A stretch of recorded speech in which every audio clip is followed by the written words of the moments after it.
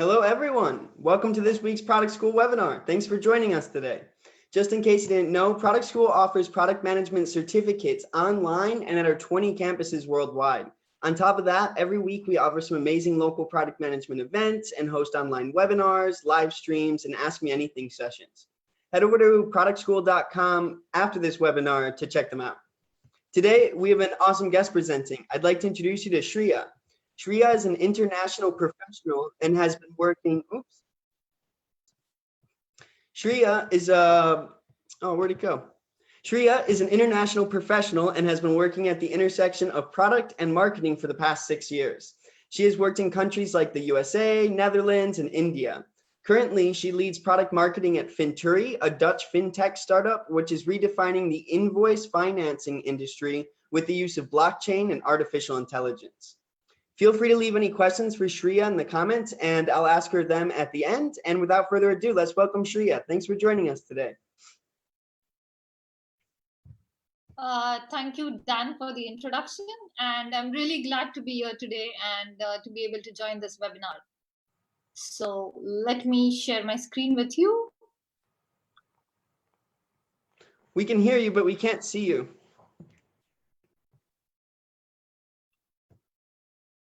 Yes, can you see my screen right now? Yes, I don't see your little image though, if you want to turn on that.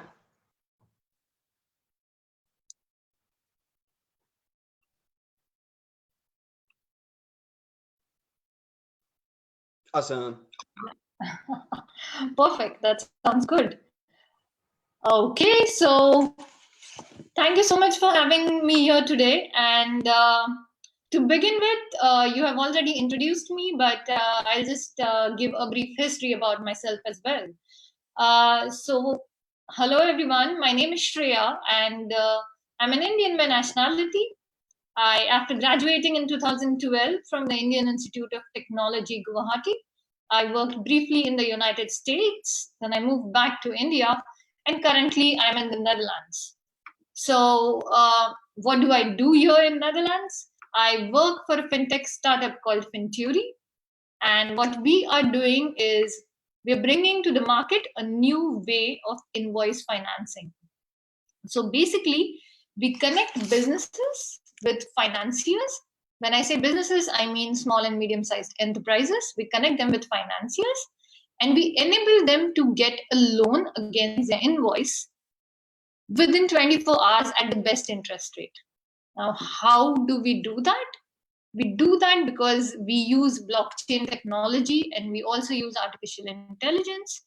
So because our platform is using these technologies, we are able to make invoice financing quick, secure, fast, low cost, and very easy, right? That's in a nutshell what we do at Finturi.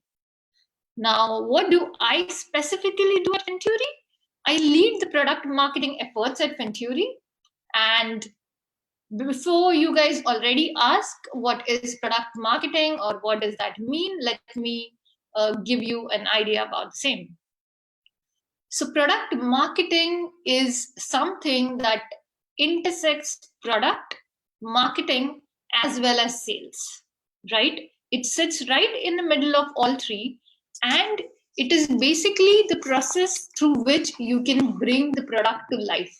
It's the process in which you can bring the product to market. Now, this entails everything, right from the point of defining your target audience, to defining the positioning, the messaging, to coming up with the unique value proposition, the pricing strategy, and the go-to-market strategy by which you're going to launch the product in the market, right?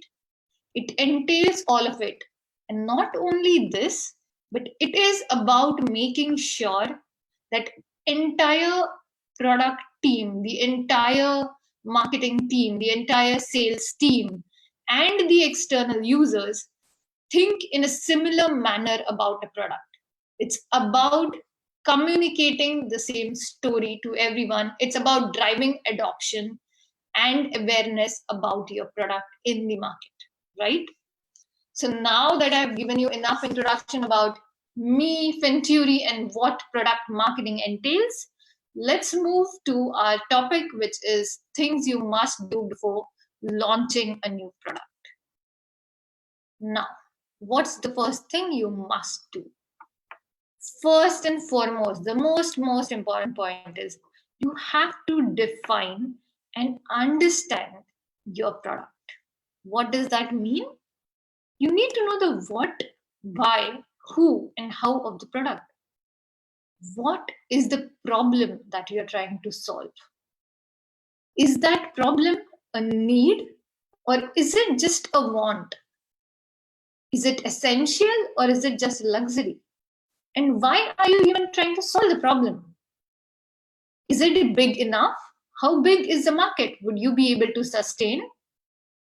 Is someone already trying to solve the same problem? If they're trying to solve the same problem, then why do you need to solve it? Are you going to do something differently? Is there a gap you see in the way currently the problem is being solved? Who is your ideal user? Who is the person you're going to solve the problem for? And does he value the problem which you're solving? And how are you going to do it in the end? What is the approach you're going to take to solve it? And how is it going to benefit the end users? You need to have answers. You need to write down and document answers to all these questions. And it doesn't end there. Once you're done with this, you also need to validate these answers. Now, let me give you an example of how we did the same thing at Finturi. So when we started, we had to do everything from scratch, right? So what we did was we got all the stakeholders in one room. We sat down in a meeting room, we brainstormed, and we documented answers to the above questions. What is the problem we are trying to solve? We were trying to solve a problem which is invoice financing in the current market takes long. It is very expensive. The process is manual. It's paper heavy. And it's frustrating for an entrepreneur to put so much time in financing their invoices and raising finance out of it, having some working capital. So that was the main problem which we were trying to solve. Now, why did we choose to solve that problem? Because it is a big problem faced by SMEs, and SMEs contribute to the economy. We wanted to help the SMEs, but was that it? No, it was not it. Factoring is a big market, not only in the Netherlands, globally. We checked how the market grew over the years. We also checked how is it predicted to grow in the coming years. We saw that not only in Netherlands, globally, there's an upward trend in the market. We saw that in Netherlands, there has been a steady growth year in year in double digits, and it is predicted to grow even more. We knew that the market is big and that we can sustain ourselves. We can make revenue, and we can become big in this market. And that is how we answered why. Now, who were we building this for? So we wrote down that we think our target audience is typically a business who's running for who's operational for at least a year or so, higher, whose turnover might be, let's say, less than 10 million, and who wants finance, who wants immediate finance against his invoice. He has given his client 60 days to pay, but he wants the money now because he wants to expand, because he or she wants to hire more people, because they want to purchase the raw material to complete next order. They want to take new incoming orders. And that is why such people, mainly from, let's say, manufacturing sector, construction, real estate sector, would be our early adopters or our users. So we wrote that these kind of people would be interested. We also knew that there would be another kind of people, namely the self-employed people or the freelancers, as you say. These people also have similar problems. So as a freelancer, a lot of times, especially if you're working for corporate clients, it takes some time for you to clear the invoice and get the money in your bank account. If you want money earlier, then you would need such solution. People were using existing solutions, but they were very frustrated with the way it is going because it was so manual, time taking, and super expensive because there were so many parties involved in verifications. So those were the primary two kinds of people we were going to target. And how were we going to do that? And so we knew that this is the problem we want to solve. But we had a team, we had people who have experience with blockchain and artificial intelligence. And we were confident that if we bring these two technologies together, then we would be able to lower down the cost as well as automate quite a few processes and thus eliminate some third parties and make the entire process much more faster. And that is how we knew that we can solve this problem.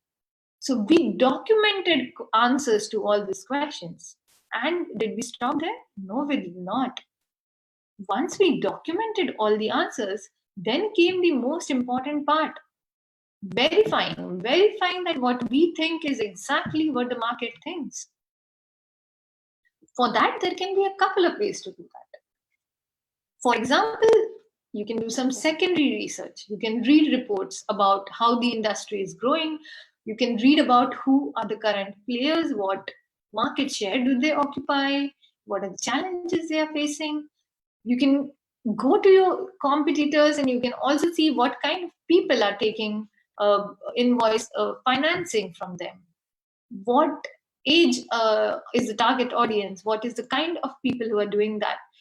You can read the customer testimonials. I really find this very useful, especially competitor reviews and testimonials, because they give you a clear idea of what is it, what your competitor is doing, and what are people liking about it. It can give you some very good insights around what and how can you differentiate yourself, and what is it that exactly your users would want, right? It's one good secondary way of verifying. Now another thing which you can do, which you should do, is have some one-on-one meetings with your potential target audience. Meet them, talk to them, understand if this problem which you're defining is the problem they are facing. And if they're facing it, what are they doing to solve it currently?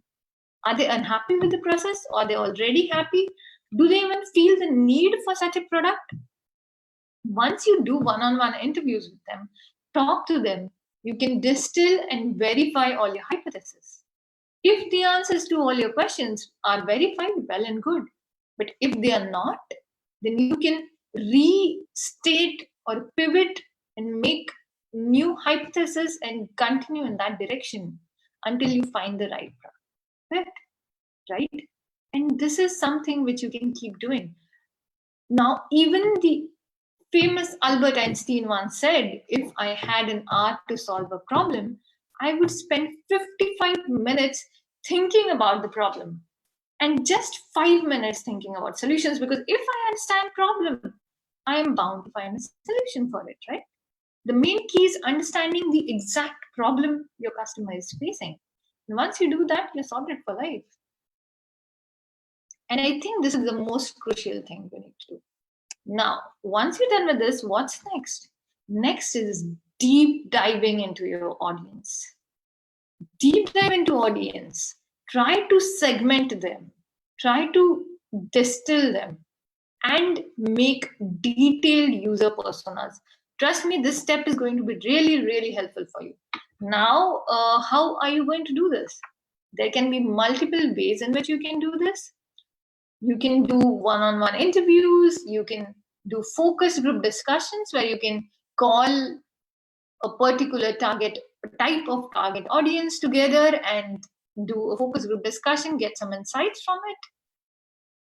You can just test some of your hypotheses with them. You can get some more insights.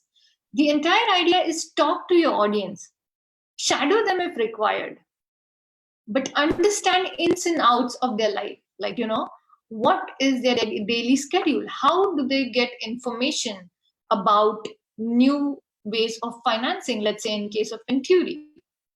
We ask them, how do they get this information? You need to know, do they get information from certain events which they regularly attend? Do they get information from, let's say, newsletters?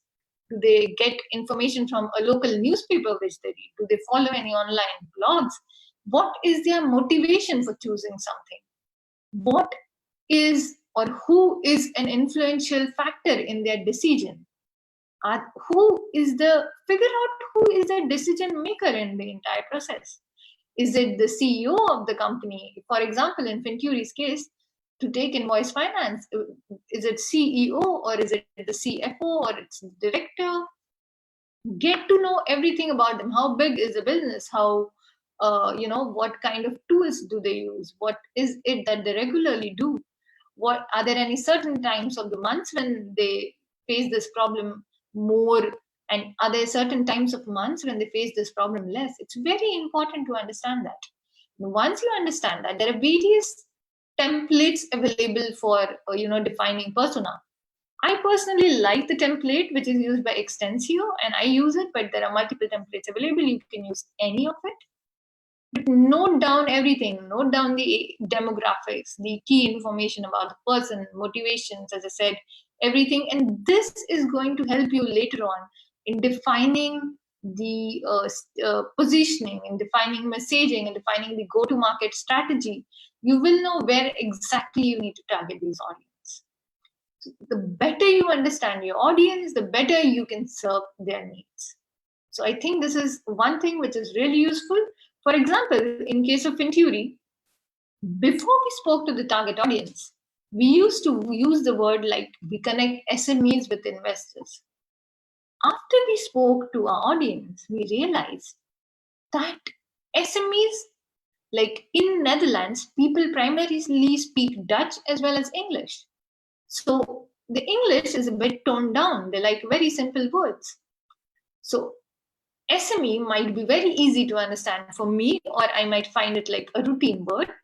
But business was the word which more resonated with my target audience, for example.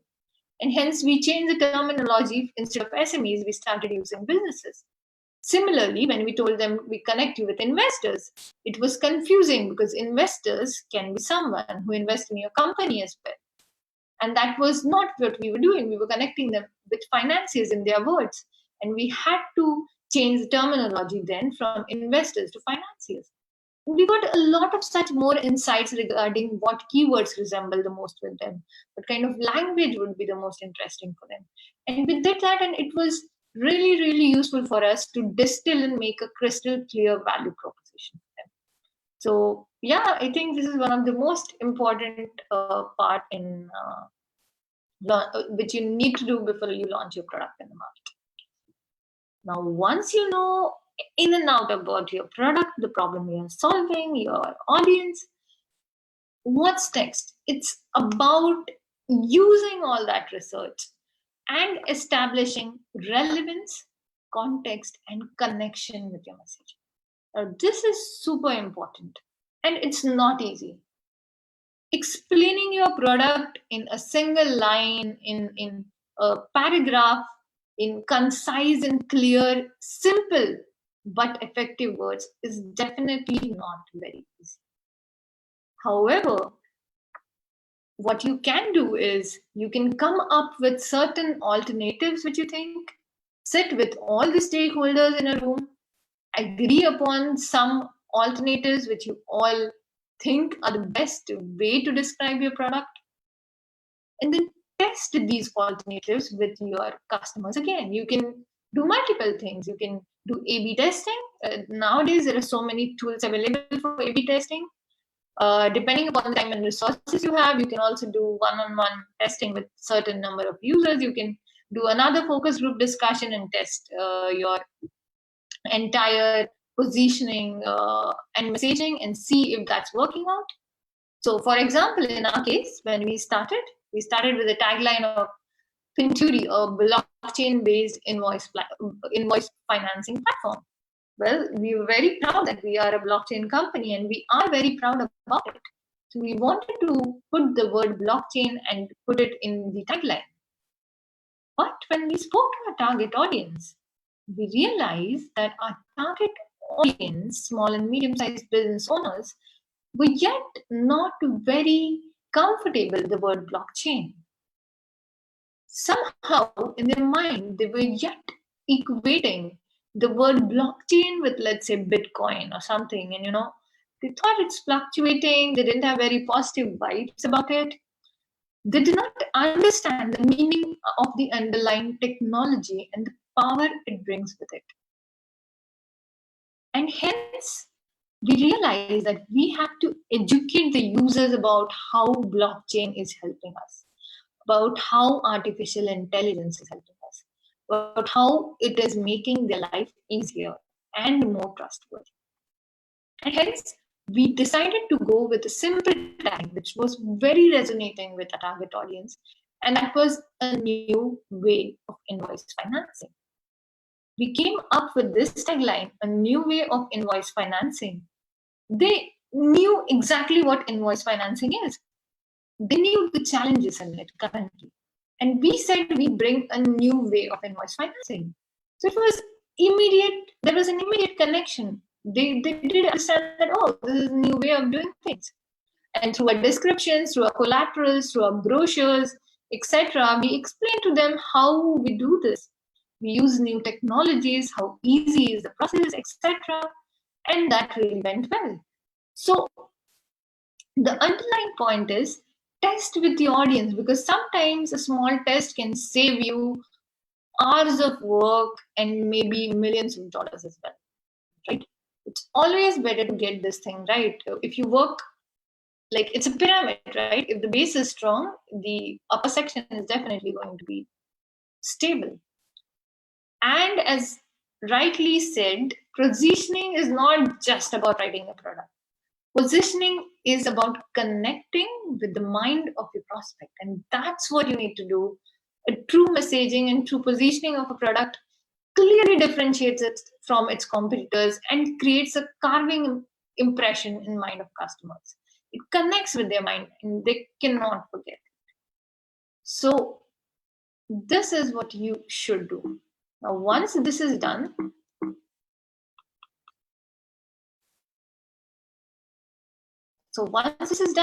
then it's about communicating your story, both externally as well as internally. Now, why do I say that?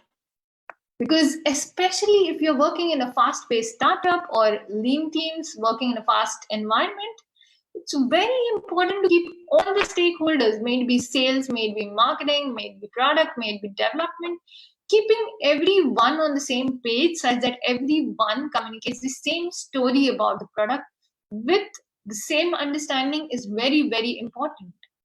And once you have to regularly hold, let's say, trainings or sessions where you can all talk about the product in the same manner. Along with this, external communication. Now, even before you launch your product, if you keep communicating your story via various, let's say, events which keep happening, via meetups which keep happening, via webinars, if you communicate your story via writing some thought leadership articles, via guest blogging, it's really good because you are going to engage with a lot of people. You will already have people interested in your product even before it is launched. You will build up a momentum. You will create some key media contacts. You can do some press releases with it, and you can also use them later on during the actual launch. You're going to have ambassadors about the product even long before the product is actually launched in the market, and that is truly very, very important. It's in this world, it's all about telling the right story at the right time via the right medium. So communicate your story both externally and internally. Now, what is Hey, next? Shreya, before you continue, super sorry to interrupt you. What slide are you on right now? Does it still have the two hands? I am on the prepare a go-to-market strategy slide. Could you restart your screen share? I think it froze. I can't see you, and it's still showing the screen with the two hands. Okay, I will do that.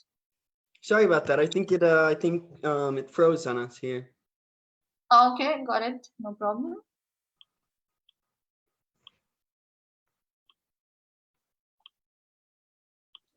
Yeah, can you see it now? No, I can't see your screen.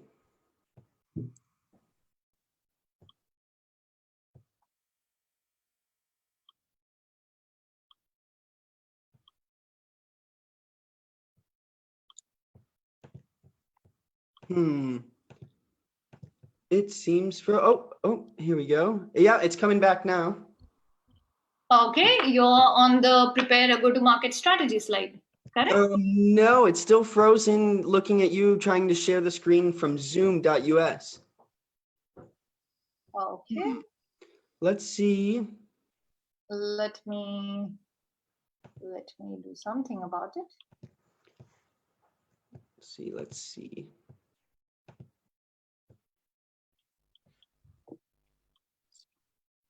Yeah, give me a moment. No worries.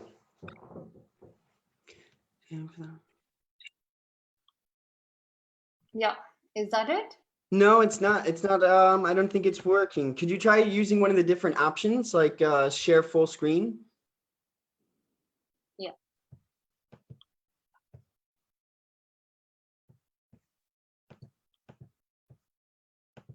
Let me try to.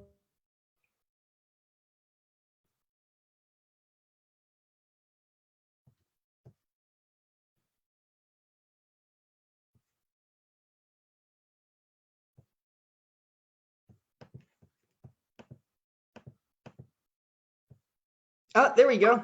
Yeah, you're back. Awesome. Okay, so yeah, let me continue. This was the last slide, by the way. Once you're done communicating your story both internally as well as externally, then it's about preparing a go-to-market strategy, a very, very important part in launching any product, right? So you already know the value proposition, you already know the target audience, and now it is about choosing the right marketing channels and having a marketing strategy in place. So there's a lot of work which goes into this. You need to know what is the marketing channel which you're going to use. What are the online channels? What are the offline channels? In online channels, are you going to use affiliate marketing? If so, who are your affiliate partners? Are you going to do PPC? Are you going to do Google search? Are you going to do social media? Are you going to do paid ads on certain channels of social media? What is your content marketing strategy? Are you going to do a PR around launch? In terms of offline, are you going to do a roadshow? Do you want to do a panel discussion around launch? Do you want to announce your launch in one of the other events or conferences which is happening somewhere in the world? You need to really know about what are you trying to do, what are the channels you're going to use. And a lot of time, especially in startups or smaller teams, what happens is there is limited time, resource, and budget. So given the limited time, resource, and budget, how are you going to manage, right? That's a key question. Now, what do I personally prefer to do? I use a simple Excel sheet. I list down all the channels, marketing channels, which I think are good. In the second column, I list down what is the impact each channel will have. So I rate it basis impact. Then I make another column where I rate all the channels basis what is the amount of resource I need to spend on that channel. I make another column, what is the budget which each channel will have? And then considering the resources which are available to me, the expertise of resources, and the impact which it has, I prioritize all the marketing channels. And then choose the top few, which would be good enough to start with. And then as you expand, you can include more and more channels. Now, along with this, let's say in case of Finturi, what we also did is, even before launching the product, we ran a pilot for online marketing. Now, why did we do that? What we did is basically for a month, we After prioritizing, we figured out a couple of channels which would be the most influential for us.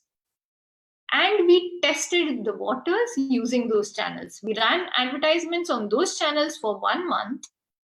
We got certain leads and we used those leads. We spoke with them. We understood. We revalidated quite a few things.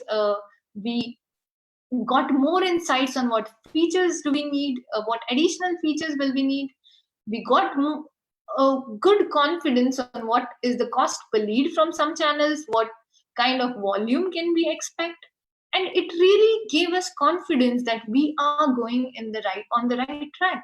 We organized meetings with these guys, and the insights which we got from this particular pilot which we ran for 1 month was really nice, because now we know that these particular channels are going to work, and we also know if it is enough for us, or do we need more partnerships to get more leads, so that we are on track for a business plan and etc. So it was really useful for me, and I particularly think it really helps you even validate your landing page or the product page or the website, right, for that matter, because you can see the convergence, you can see where you can optimize, etc. You can test almost everything, and that's really useful.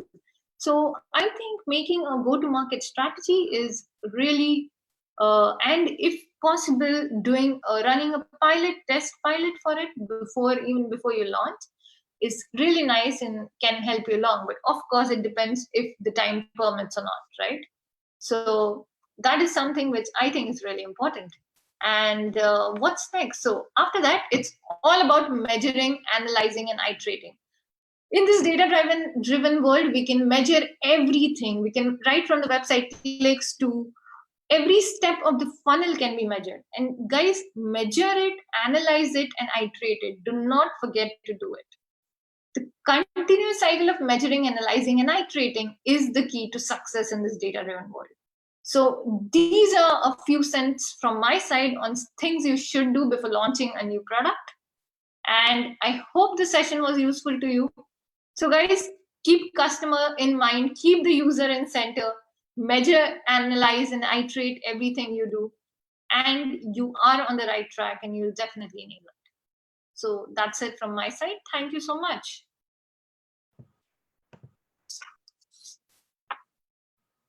Thank you so much. Can you hear me? Yes, I can hear you. Awesome. Thank you so much, Shreya. That was an awesome presentation. So while we let our audience type some questions out here in the comments of Facebook, I know we have one coming here soon. One question we like to ask all of our speakers is, do you have any advice for aspiring product managers? If there's one piece of wisdom or something you'd like to tell someone who wants to break into product, what would that be? Yeah, so I think if someone wants to break into product, as long as that person, while building any product, keeps the user in the center, talks to the users at regular intervals, he can really be a successful product manager. Because talking to the users is not something you just do before launching a product or researching. You can, at different stages, if you talk to a user, you can get different insights. And that is something which we need to do. And if that is done in the right manner, and if you incorporate those insights in your product, you get to know a lot about it. It's really, I think, a stepping stone to success. So that's one thing which I would say: always keep the user in the center, and always believe in the power of data and take data-driven decisions instead of gut-based or decisions.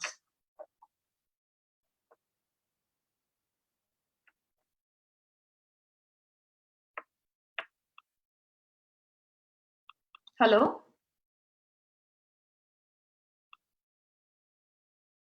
Hello? Yes. Hey, can you hear me? Yeah. Awesome. Sorry, we're having some connectivity issues. So we have one question here that says, did you perform all of these activities in-house, or was a consulting firm part of the process? Okay, so for certain activities, we did collaborate with some agencies, because we are a small team. We are a small team trying to build something of a big, but we did consult with agencies, we collaborated with them, and got some things rolling.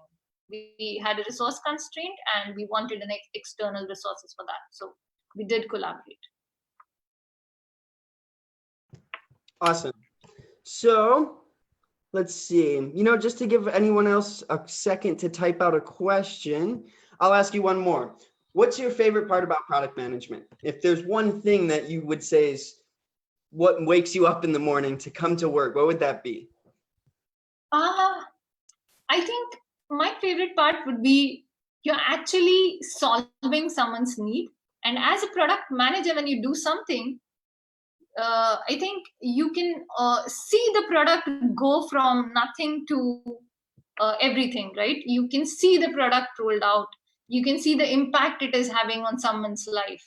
And I think that's really something great, to see the impact which the product is having on someone. That's really nice. Awesome. So I think that about wraps it up. I don't see any more questions here. So before we sign off, I wanted to give our audience some more information on Product School and our upcoming courses and events, so they have the resources to become a product manager. Our product management certificates are taught by industry experts working at companies like Google and Facebook. In addition to that, we offer weekly online and on-site events at our campuses across the US, UK, and Canada.